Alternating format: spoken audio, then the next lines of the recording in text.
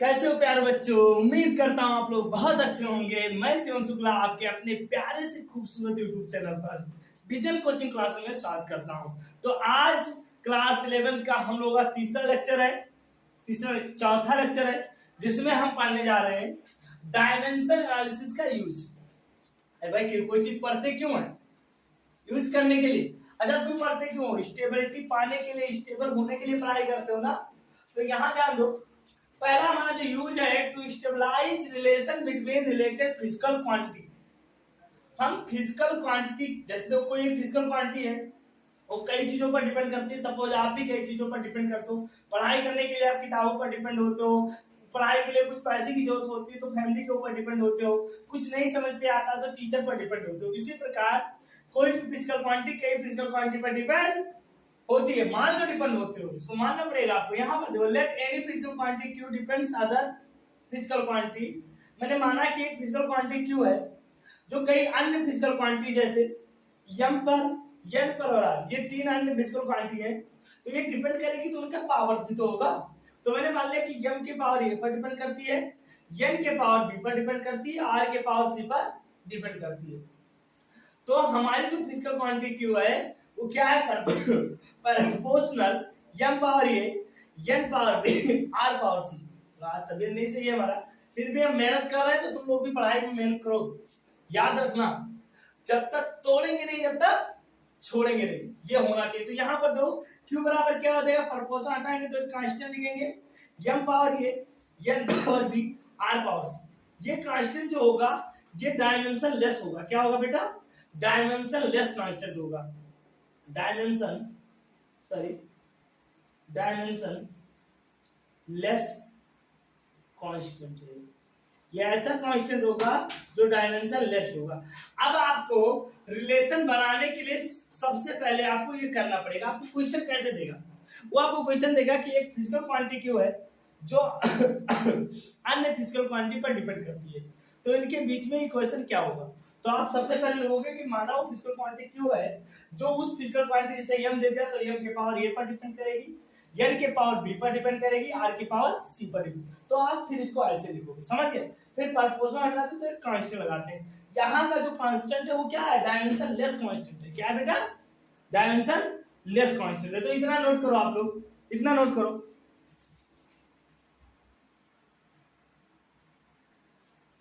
अब ये आपके पास क्वेश्चन है, इस क्वेश्चन में क्या कह रहा है? कह रहा है कि कोई फिजिकल क्वांटिटी प्रेशर पी है वो डिपेंड करती है हाइट पर, यानी वाटर कितने हाइट तक बना है, वाटर डेंसिटी पर डिपेंड करती है, और एसिलरेशन जी पर डिपेंड करती है। तो फाइंड इनके बीच में आपको रिलेशन फाइंड करना है। तो चलो वीडियो पॉज करके इस सवाल को लगाने की कोशिश करो, तब तक मैं चाय पी लूं।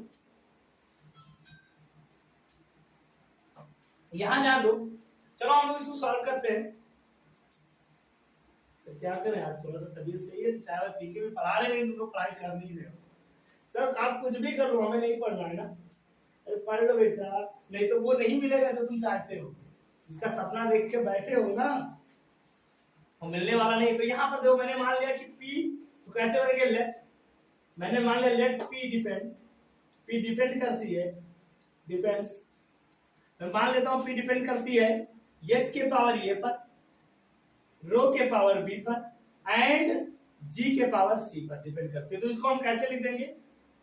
P प्रोपोर्शनल H के पावर A, रो के पावर B, G के पावर C पर।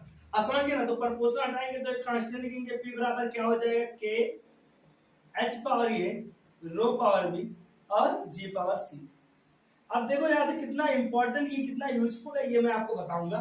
इसको मैंने इक्वेशन मान लिया स्टार। अब ध्यान दो, अब हम क्या करेंगे? इतना तो आप समझ गए, इतना तो हर इक्वेशन में करना। ऐसे टाइप के सॉल्यूशन में आपको इतना सब में करना पड़ेगा, मानना पड़ेगा, ये करना। अब हम दोनों साइड के डायमेंशन लिखेंगे। क्या लिखेंगे? Right the dimension on both side. हम क्या करने जा रहे हैं बेटा? Right the dimension both side, दोनों साइड के डायमेंशन लिखो। तो डायमेंशन लिखेंगे तो क्या हो जाएगा? अच्छा के कांस्टेंट है जो डायमेंशन लेस है, मैंने बता दिया था आपको। तो प्रेशर का डायमेंशन क्या होता है? m l पावर -1 t -2, ये तो होता है प्रेशर का डायमेंशन। फिर के का तो डायमेंशन होगा नहीं, एच हाइट है, हाइट का मतलब लेंथ हो गया, तो ये यल पावर क्या हो जाएगा, ये रो डेंसिटी है, डेंसिटी का मतलब क्या होता है M L minus 3 power B. अब आपको डायमेंशन याद करना है, ये सवाल तभी लग पाएगा जब आप जितने भी फिजिकल क्वांटिटी हमने पढ़ा दिए उनके डायमेंशन याद कर लो, कुछ तो याद ही करना पड़ेगा यार। आप लोग जो चीज याद, जो फायदा नहीं होता उसे याद रखते हो, और जो याद करना चाहिए वो क्यों नहीं याद करते हो बाला, फिर कहते हो सब लोगों ने मुझे धोखा दे दिया। वाह, खुद को धोखा दे रहे हो तब तो नहीं समझना। डेली खुद के साथ झूठ बोलते हो कि नहीं बोलते, आज पढ़ेंगे कल ऐसा करेंगे, वो तुम्हारा कल आता ही नहीं। तो जब आप खुद के साथ ऐसा करोगे तो क्या तुम्हारे साथ अच्छा होगा क्या, तुम ही सोचो। आप जिस वस्तु को चाहते हो उसका लेवल यहाँ है और आप बैठे हो यहाँ पर, ये वस्तु आपको कब मिलेगी, ये वस्तु या तो इसके लेवल में पहुंच जाओ या तो इससे आगे निकल जाओ।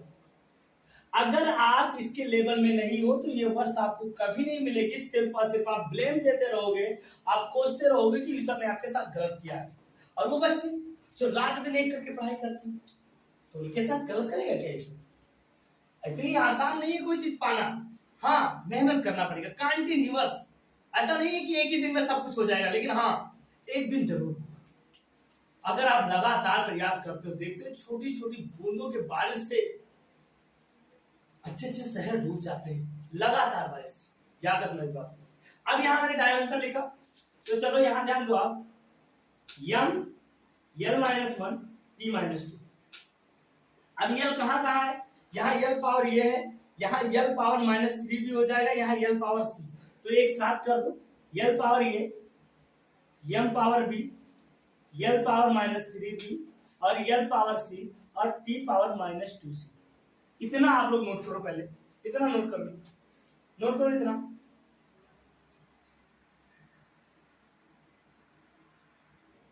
ये ध्यान दो।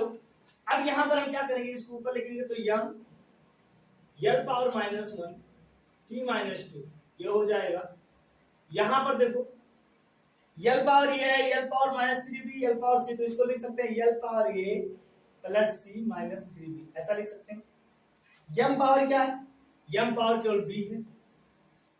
यहां पर आ जाओ, टी पावर क्या है, टी और कहां कहां है, नहीं है, तो टी पावर माइनस 2 सी है। इतना तो समझ में आ गया ना आपको। अब आपको ये पता है कि फिजिकल क्वांटिटी तभी करेक्ट हो सकता है फिजिकल इक्वेशन जब उनके बीच का डायमेंशन क्या हो, बराबर हो। तो डायमेंशन कब बराबर होगा, जब ये पावर इस पावर के बराबर हो। अब हम क्या करेंगे, कंपेयर, कंपेयर करेंगे पावर ऑफ डायमेंशन, क्या करेंगे बेटा, कंपेयर विद पावर, हम करेंगे compare with power, power on both side, both side के पावर का क्या करेंगे बेटा, कंपेयर करेंगे। एक सवाल समझ गए, इसी टाइप के सारे सवाल इस पर लगेंगे आपको। तो यहाँ यल का पावर क्या है, यल का पावर माइनस 1 है, यहाँ यल का पावर कितना है, तो ये प्लस सी माइनस 3 बराबर माइनस 1। एक तो पहला ही क्वेश्चन बन गया। यम पावर बी है, यहाँ यम पावर 1 है, तो बी बराबर क्या हो जाएगा 1। अरे यम का पावर 1 है ना, तो कुछ भी नहीं रहता, तो 1 रहता पावर। अब देखो यहां पर माइनस 2 सी बराबर क्या हो जाएगा, माइनस 2 सी बराबर माइनस 2, माइनस माइनस से कट गया, तो यहां से सी बराबर आ गया 1, तो बी बराबर 1 सी बराबर 1। अब ये दोनों वैल्यू इसमें रखो, तो इसमें जब रखोगे तो क्या हो जाएगा, ए प्लस 1 माइनस 3 माइनस 1, तो 3 में से 1 जाएगा तो कितना बचेगा बेटा, 2 बचेगा, माइनस 2 जाएगा प्लस 2, इसका मतलब ये बराबर क्या आ जाएगा, यहां पर भी 1 आएगा। अब लो, अब ये बी सी का मान उठा के इक्वेशन स्टार में रखना है, तो क्या करेंगे, फ्रॉम इक्वेशन स्टार से, equation from equation star, equation star में ए बी सी का मान उठा के रख दो, तो पी बराबर क्या आ जाएगा, के एच पावर 1 रो पावर 1 और जी पावर 1, तो ये हमारा आ जाएगा। फिर के की जो वैल्यू सॉल्व करने में, देखो यहां पर 2 चीज होता है बेटा, ऐसे लिख लो,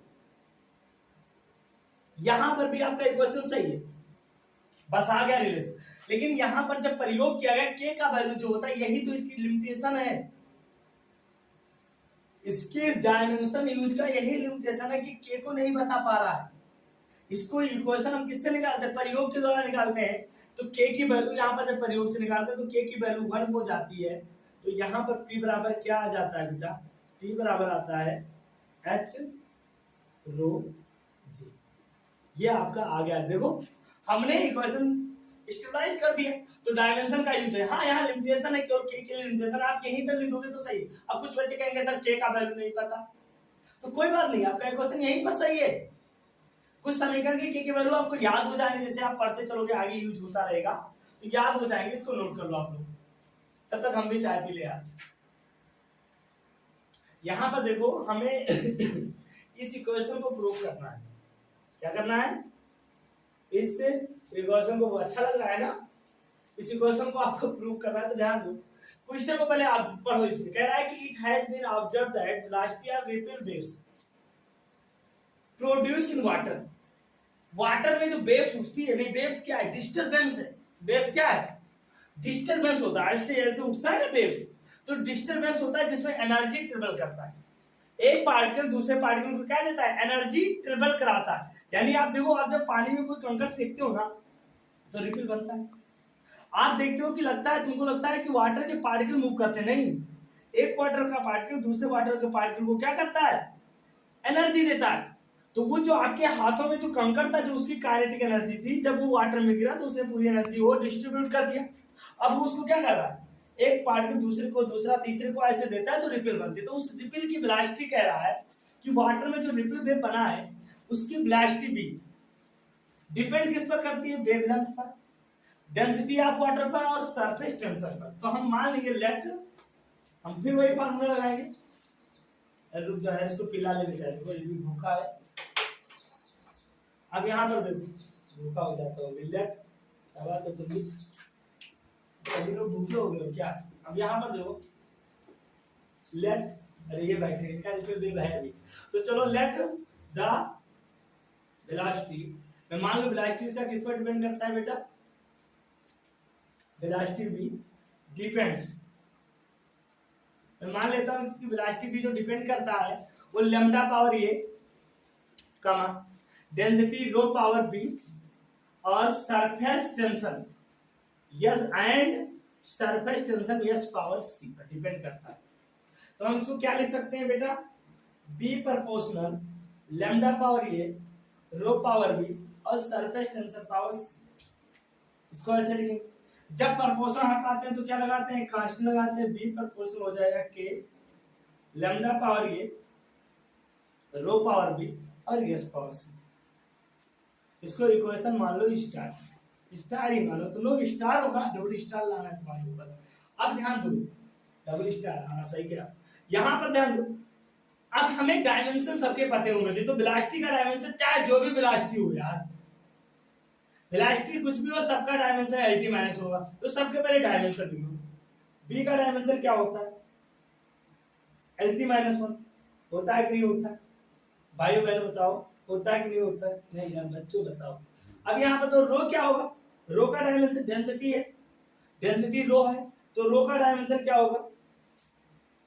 एम एल माइनस थ्री। अब आता है सरफेस टेंशन क्या होता है? तो सरफेस टेंशन का जो फार्मूला होता है ना, देखो सरफेस टेंशन जो होता है, हमारा जो सरफेस टेंशन होता है, सरफेस टेंशन होता है वो हमारा, ये होता है सरफेस रेडियस, ये होता है फोर्स अपॉन लेंथ। इसका फार्मूला होता है फोर्स अपॉन लेंथ। तो फोर्स का डायमेंशन क्या होता है? M L T minus two, और अपॉन लेंथ का क्या हो जाएगा? एल, यल से यल कट गया तो यम टी माइनस टू होता है। यानी सरफेस टेंशन का डायमेंशन क्या होगा बेटा? डायमेंशन अपॉन यस बराबर होगा यम टी माइनस टू। ये सबके डायमेंशन हो गए। और कौन बचा है? लेम्डा। तरंग दैर्घ्य का यूनिट क्या होता है? मीटर एंगस्ट्रॉम, कुछ भी हो, डायमेंशन क्या होगा? ये होगा। अब चलो राइट हम लिखेंगे डायमेंशन, राइट द डायमेंशन और फिजिकल क्वांटिटी। चलो सभी फिजिकल क्वांटिटी के डायमेंशन लिखो। तो इधर क्या हो जाएगा? वेव में m जीरो होता है, वेलोसिटी में m L T minus one होता है कि नहीं होता है? अरे m पावर जीरो का मतलब क्या हुआ? वन ही हुआ ना।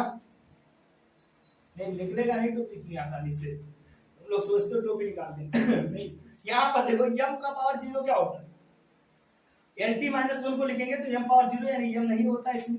अच्छा k का तो डायमेंशन होता नहीं, इसका क्या होता है l पावर ये लैम्डा, रो क्या होता है m l minus 3 power b, और सरफेस टेंशन क्या होता है m t minus 2 power c। हो गया ना। अब सबको एक साथ करो थोड़ा सा, तो m power g l t minus 1, यहां पर क्या हो जाएगा बेटा, l कहां है, l यहां है, l यहां है, तो l पावर a माइनस 3 भी लिख सकते हैं ना। अरे यहाँ l का पावर ये और l का पावर माइनस 3 भी, तो l पावर a माइनस 3 भी। m का पावर यहाँ क्या है b है, और यहाँ m क्या है c है, तो m का पावर हो जाएगा b प्लस c, t का पावर माइनस 2c। अब हम कंपेयर करेंगे, क्या करेंगे, कंपेयर विथ पावर, कंपेयर करो, कंपेयर विथ पावर के साथ कंपेयर करो।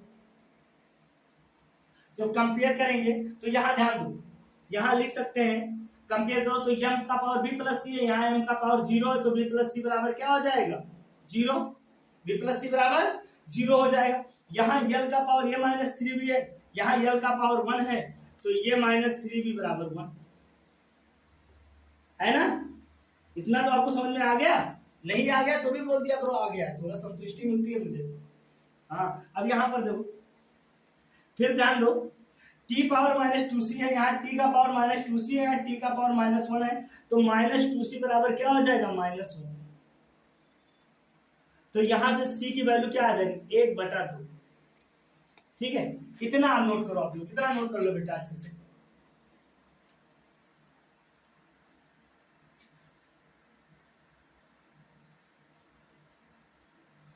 वहां से चलो यहाँ ध्यान दो, हमारे यहाँ c का मान जरा उठा के इसमें रखो, तो जब जरा से उठा के c का मान, जरा करके नहीं उठाना, उठाना है, c का मान उठाओ, c को उठाओ, उठ नहीं रहा है, c का मान मैंने उठाया, मैंने तो उठा लिया, तुम लोग भी उठा के रखो, वरना 0.2 बराबर 0, तो यहाँ से b बराबर क्या आ जाएगा माइनस 1/2।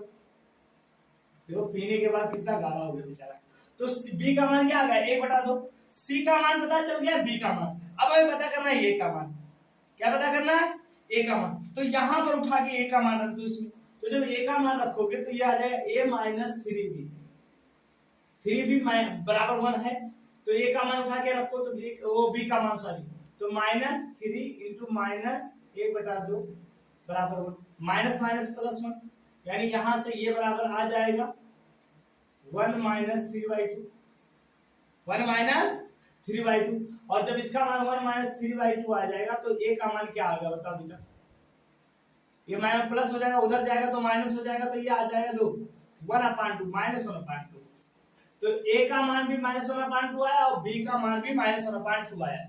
अब इन सारे वैल्यू को उठा के इक्वेशन स्टार्ट, तो फ्रॉम इक्वेशन स्टार में उठा के रखो, यही सब में करना है, इस टाइप के फार्मूले में यही करना है। तो b बराबर क्या हो जाएगा के लेम्डा, a का मान कितना आया बेटा, c का मान आया 1/2, a का मान आया माइनस 1/2,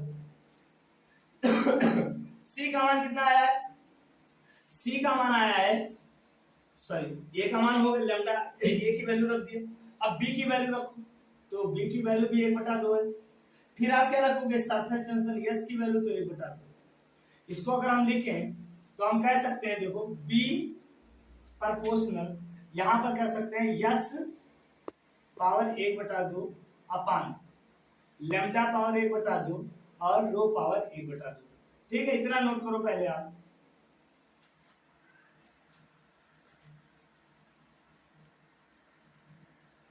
यहां ध्यान दो, अब ये सब में 1/2 है, हम दोनों साइड में स्क्वायर कर दें, तो स्क्वायर करेंगे तो क्या हो जाएगा बेटा, जैसे स्क्वायर करेंगे तो ये हो जाएगा b स्क्वायर, और b स्क्वायर प्रोपोर्शनल क्या हो जाएगा बेटा s अपान रो लेम्डा, s अपान रो लेम्डा, आ गया ना इक्वेशन प्रूव।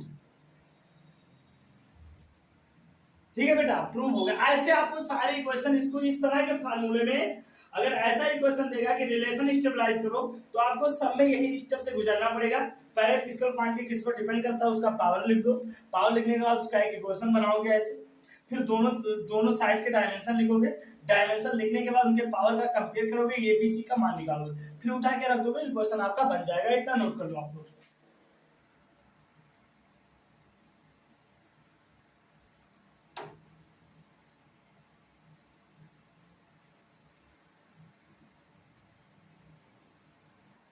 अब यहाँ ध्यान दो, ये थोड़ा अलग टाइप का क्वेश्चन है लेकिन लगेगा वैसे ही। कह रहा है प्रेशर P को, लेंथ L को, मोमेंटम J को are taken as a fundamental quantity. अगर मैं इन तीनों को फंडामेंटल क्वांटिटी मान, इन तीनों को हम क्या मान ले, तो हमें find the dimension of energy. E का डायमेंशन हमें फाइंड करना है, एनर्जी ई का। तो यहाँ पर ये भी वैसे लगेगा लेकिन पूछने का तरीका यहाँ पर रिलेशन नहीं पूछ रहा है, यहाँ पर पूरा है कि फंडामेंटल के टर्म में अगर ये तीनों क्वांटिटी फंडामेंटल हो जाए, मतलब इनको मान लो, है नहीं मान लो, तो एनर्जी का डायमेंशन आपको फाइंड करना है। तो यहाँ ध्यान दो, हम इसको लगाएंगे तो सबसे पहले हम क्या मान लेंगे, मान लिया लेट हम कह देंगे कि एनर्जी, जो एनर्जी हमारी है, एनर्जी ये क्या है बेटा, डिपेंड्स, एनर्जी किस पर डिपेंड करती है बेटा, P power A comma L power B and J power C। तो इसको हम लिख सकते हैं कि E proportional P power A, L power B और J पावर C। ये हो गया। इसको प्रोपोर्शनल आएंगे तो एक कांस्टेंट लिखेंगे, E बराबर क्या हो जाएगा, K P power A, L power B और J पावर C। ये मोमेंटम है, ध्यान दिए ना। अब यहां पर हम क्या करेंगे बेटा, सभी के डायमेंशन लिखेंगे। क्या लिखेंगे बेटा, सभी के डायमेंशन लिखेंगे। तो डायमेंशन नोट करो, एनर्जी का डायमेंशन क्या होता है, ई का डायमेंशन क्या होता है एनर्जी का, m L2 T-2। प्रेशर का डायमेंशन क्या होता है, m L-1 T-2। इसमें लेंथ का डायमेंशन तो L ही होगा। मोमेंटम का डायमेंशन, मोमेंटम का डायमेंशन क्या होगा, क्या होता है मोमेंटम, P बराबर m इंटू बी होता है, m इंटू बी यानी m L T-1। ये हो गया मोमेंटम का डायमेंशन। अब सभी के डायमेंशन यहां पर रखो, तो जब हम डायमेंशन नोट करेंगे तो क्या आ जाएगा बेटा, m L2 T-2 यहां पर आ जाएगा। K का तो होता नहीं है, P का डायमेंशन क्या होगा, m L-1 T-2 पावर ये, यहां पर क्या आ जाएगा, L पावर B और मोमेंटम का क्या हो जाएगा, m, यहां पर m L T-1 power C। इतना डायमेंशन आप नोट करोगे। अब यहां पर ध्यान दो आप, m L2 T-2। चलो m कहां यहां है, m यहां है, तो m पावर ये, m पावर c यानी m power a plus c हो जाएगा। बेटा इसको रिवीजन कर लेना अच्छे से। l पावर माइनस ये है, यहाँ l पावर b है, यहाँ l पावर c है, तो हम कह सकते हैं l power b plus c minus c। यहाँ दो t पावर -2a है, यहाँ t पावर -c है, तो हम कह सकते हैं t power -2a minus c। समझ गए ना। अब हम कंपेयर करेंगे, कंपेयर विथ पावर, पावर के साथ कंपेयर करो। बहुत ठंडी लग रही है यार, देख रहे हो इतना मेहनत से पढ़ा रहे हैं, अगर आप लोग ना पढ़ो तो छी छी शर्म आती है आप लोगों के ऊपर। a प्लस c बराबर क्या हो जाएगा, 1। कंपेयर करेंगे तो m का पावर 1 है, यहाँ क्या आ जाएगा, b प्लस c माइनस ये बराबर 2 हो जाएगा। और फिर यहाँ पर -2 यानी -2a और -c बराबर आ जाएगा -2। यानी ये हमारे पास 3 इक्वेशन बन गए, बने कि नहीं बने। अब इनको तुम लोग नोट कर लो बेटा, नोट करो इतना। चलो अब बेटा इनको जब हम सॉल्व करेंगे इन तीनों इक्वेशन को, तो हमारा वैल्यू आ जाएगा a बराबर 1 आएगा, ठीक है सॉल्व करने पर, और c बराबर 0 आ जाएगा, और b बराबर आ जाएगा हमारा, b बराबर आ जाएगा 3। मैं जब लिखता हूं तो मेरी ग्रेविटेशनल फोर्स नहीं लगती, लगता है सब ऊपर ही चला जाता है, ये पृथ्वी मेरे साथ अन्याय कर रही है। अब इनको जब इसमें वैल्यू पुट करेंगे तो क्या आ जाएगा, फ्रॉम इक्वेशन स्टार बना लो। इक्वेशन स्टार से जब आप बनाओगे तो from equation star, sir gravitational force बहुत वीक होता है, अब बहुत दबा के लिखते हो तो क्या होगा, तो ये बराबर क्या हो जाएगा, k, a का मान क्या है, रो का पावर 1 हो जाएगा, l का पावर 0 हो जाएगा, नहीं सर l का पावर 3 हो जाएगा, और j का पावर 0 हो जाएगा। तो ये हमारा जो यूनिट आ गया। और यहाँ k का मान 1 होता है तो हम लिख सकते हैं E बराबर रो l क्यूब t j0। तो ये हमारा किसके टर्म में आ गया बेटा, जब हमने फंडामेंटल यूनिट मान लिया है रो l और g को, इतना नोट कर लो आप लोग अच्छे से। ये p पावर 1 है बेटा, रो नहीं है, सॉरी, ये p पावर 1 है और ये क्या है बेटा, p हो जाएगा यहाँ।